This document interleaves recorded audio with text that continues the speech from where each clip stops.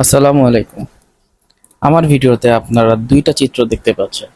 উপরেরটি হলো ব্যস্তময় শহর এবং নিচেরটি হলো ড্রেনেজ লাইন কাটার একটা চিত্র।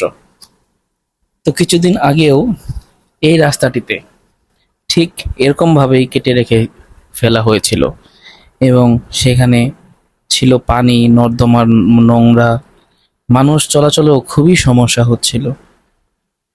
বৃষ্টির দিন বৃষ্টি হলেও মানুষ হেঁটে যেতে পারতো না, মানে সাইড দিয়েও হেঁটে যেতে পারতো না, এমনটাই অবস্থা হয়েছিল। তো ড্রেনেজ লাইন করা হচ্ছে, আপনারা দেখতে পাচ্ছেন।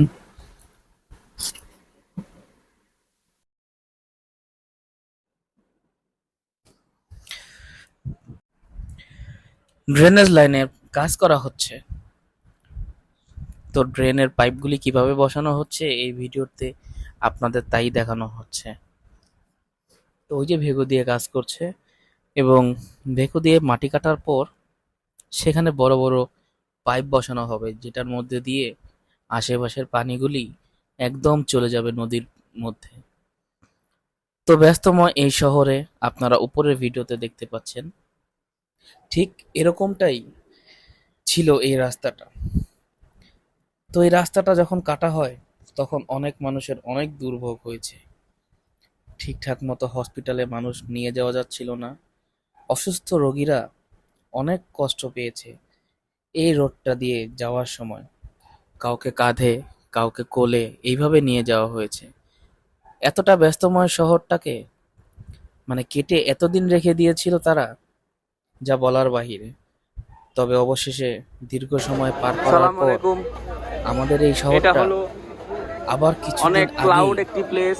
ঠিকঠাক হয়ে একদম গেছে, তিন রাস্তার সেই মোড়ের পুরনো পয়েন্ট এটা। কোলাহল রাস্তার মতো।